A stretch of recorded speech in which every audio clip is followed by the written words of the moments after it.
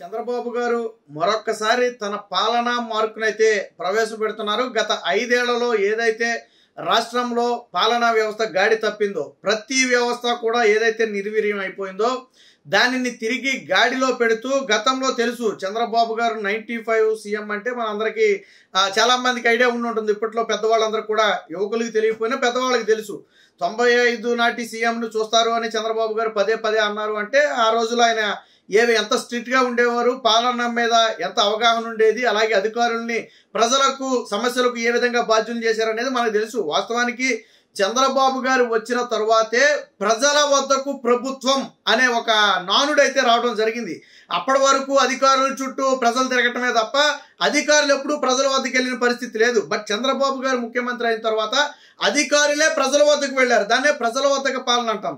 So ఇప్పుడు అదే type మరొకసారి ప్రజల వద్దకు పాలన అయితే చంద్రబాబు గారు తెరదీశారు. ముఖ్యంగా నేడు ఆంధ్రప్రదేశ్లో ఉన్నటువంటి అతి ప్రధాన సమస్యల్లో ఒకటి రెవెన్యూ సమస్య. ఏదైతే భూ కబ్జాలు కానివ్వండి, గతంలో చేసినటువంటి రిజిస్ట్రేషన్లకు సంబంధించి కానివ్వండి, జగనన్న భూ సర్వేకి సంబంధించి కానివ్వండి, ఈ సర్వే రాళ్ళు కానివ్వండి, ఆ భూ సర్వేలో కూడా ఏం జరిగింది, గతంలో ఎకరం ఉన్న వ్యక్తికి భూ సర్వే తర్వాత 80 సెంట్లే వచ్చేది. 3-4 ఎకరాలు ఉన్న వ్యక్తికి ఒక అరెకరం 40 సెంట్లు తగ్గిపోయేది. అలాగే కొంతమందికి లేని భూమి అదనంగా కలిసేది. సో ఇలా 1 కాదు 2 కాదు అనేక సమస్యలతో గతంలో జగనన్న భూ సర్వే అయితే ఉంది. వాటికి జగన్మోహన్ రెడ్డి నేటికి పరిష్కారం చూపలేదు. సో ఇప్పుడు రెవెన్యూ సమస్యలను పూర్తిగా పరిష్కరించాల్సిన బాధ్యత ఇప్పుడు చంద్రబాబు గారి ప్రభుత్వం మీద ఉంది.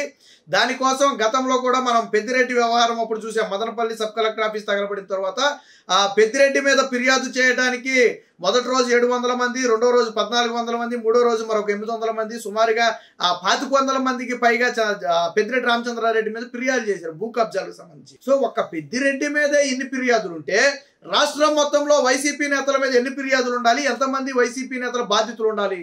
సో అందుకనే చంద్రబాబు గారు ఏం చేశారు, ఎట్టి పరిస్థితుల్లో ఈ రెవెన్యూ సమస్యలను వెంటనే పరిష్కరించాలి, ప్రజల్లో నమ్మకం రావాలి. మేము ఎప్పుడో 5 ఏళ్ల పాటు ఉంటాం కదా, ఎప్పుడో దిగే టయానికి పరిష్కరిస్తాంలే, చేస్తాంలే అంటే కుదరదు. ప్రజలు ఎందుకు చంద్రబాబు గారికి క్లియర్ మ్యాండేట్ ఇచ్చారు, ఎందుకు కూటమికి ఇచ్చారంటే ప్రధానంగా ఈ భూ సమస్యలు అనేది అతి తీవ్రంగా ఉన్నాయి. జగన్మోహన్ రెడ్డి గతంలో ఈ ల్యాండ్ టైటిలింగ్ యాక్ట్ తీసుకురావడం కానివ్వండి, గతంలో ఆయన పాస్ పుస్తకాల మీద ఆయన ఫోటోలు వేసుకోవడం కానివ్వండి, భూములు కబ్జా చేయడం కానివ్వండి, రీసర్వేలో తగ్గడం కానివ్వండి, ఇవన్నీ కూడా జగన్మోహన్ రెడ్డి మీద యాంటీకి ప్రధాన కారణం.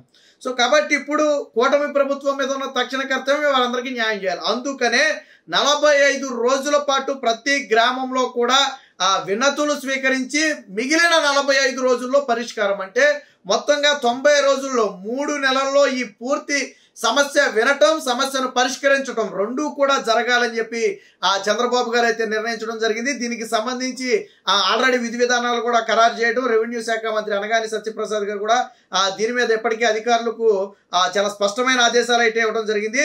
సో ప్రజల వద్దకే పాలన, భూ సమస్యలపై 15 నుంచి గ్రామ రెవెన్యూ సదస్సులు. సో పూర్తిగా భూ సమస్యలు పరిష్కరించడమే లక్ష్యంగా గ్రామ రెవెన్యూ సదస్సులు అయితే నిర్వహిస్తున్నారు. 45 రోజుల పాటు నిర్వహణ, మరో 45 రోజుల్లో పరిష్కారం. వైసీపీ భూ కబ్జాలు, రీసర్వేతో వచ్చిన కష్టాలన్నింటినీ కూడా అక్కడ ఈ సదస్సులు అయితే చెప్పుకోవచ్చు.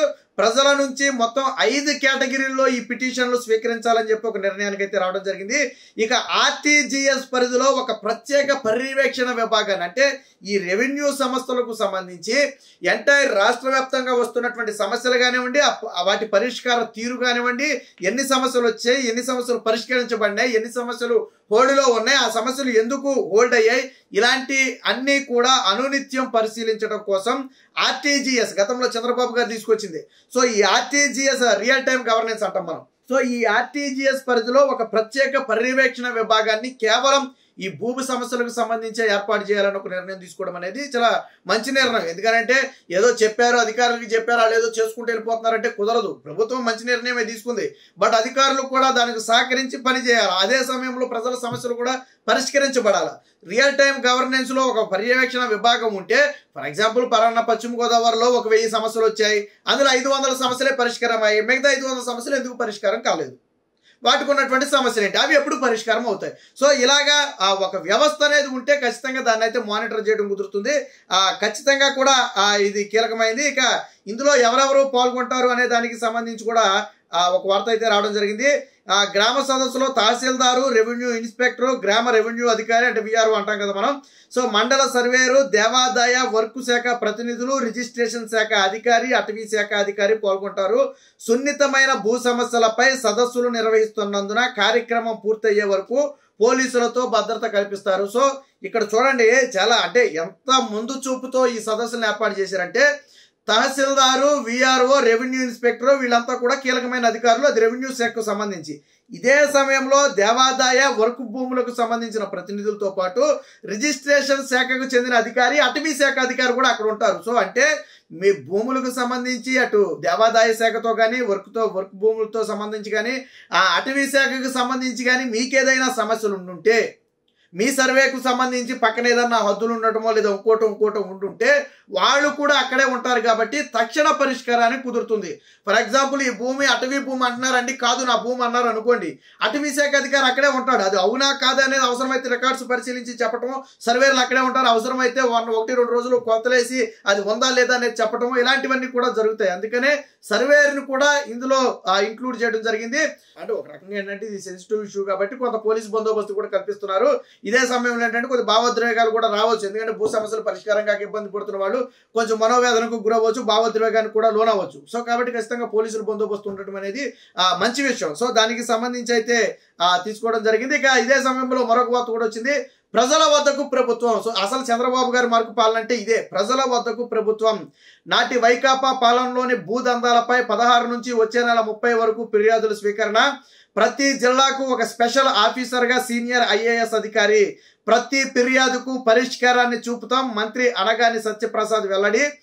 రీసర్వే రాళ్లపై బొమ్మలు, లోగోలు చెరిపివేయాలి. రెవెన్యూ శాఖ ప్రత్యేక ప్రధాన కార్యదర్శి సిసోడియా ఆదేశాలు. సో ఏదైతే జగన్మోహన్ రెడ్డి ఫోటోలతో కానివ్వండి, బొమ్మలతో కానివ్వండి, అటు పాసు పుస్తకాలు కానివ్వండి, సర్వే రాళ్ళు కానివ్వండి, లేదా ఇంకోటి కానివ్వండి, సర్వే విభాగానికి సంబంధించి జగన్మోహన్ రెడ్డికి సంబంధించిన ఫోటోలు కానీ ఆ పార్టీకి సంబంధించిన సింబల్స్ కానీ ఏమి కూడా ఉంచడానికి వీల్లేదు. పూర్తిగా చెరిపివేయాలని చెప్పడంతో పాటు ప్రతి జిల్లాకు కూడా స్పెషల్ ఆఫీసర్గా కేవలం ఆ జిల్లాల్లో వచ్చినటువంటి రెవెన్యూ సమస్యల పరిష్కార పర్యవేక్షణకు ఒక ఐఏఎస్ స్థాయి అధికారిని స్పెషల్ ఆఫీసర్గా నియమించడంతో పాటు ప్రతి సమస్యకు పరిష్కారం చూపుతాం. ఒక సమస్య వచ్చినా, 1,00,000 సమస్యలు వచ్చినా ఏ సమస్యను కూడా నిర్లక్ష్యం చేయం. ఎవరి ఫిర్యాదును కూడా అశ్రద్ధ చేయం. ప్రతి ఫిర్యాదుకి మేము పరిష్కారం చేసి చూపుతామని చెప్పి రెవెన్యూ శాఖ మంత్రి అనగాని సత్యప్రసాద్ చెప్పడం అనేది ఖచ్చితంగా సుపరిణామం. ఎందుకంటే ప్రజలకు కావాల్సింది కూడా అదే. గతంలో విధానాలు ఎలా ఉండేయంటే మనం ఏదో కంప్లైంట్ ఇచ్చామా, అది ఏళ్ల తరబడి నెలల తరబడి నడిచేదు.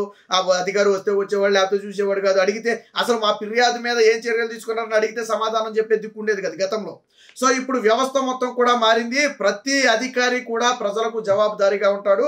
మీరిచ్చిన ఫిర్యాదు ఎంతవరకు పరిష్కారం అయింది, ఈ ఫిర్యాదు మీద ఎటువంటి చర్యలు తీసుకున్నారు అని ఒక అధికారిని ప్రశ్నించే అధికారం ఈ రోజు ఫిర్యాదుదారుడికి కూడా లభిస్తుంది.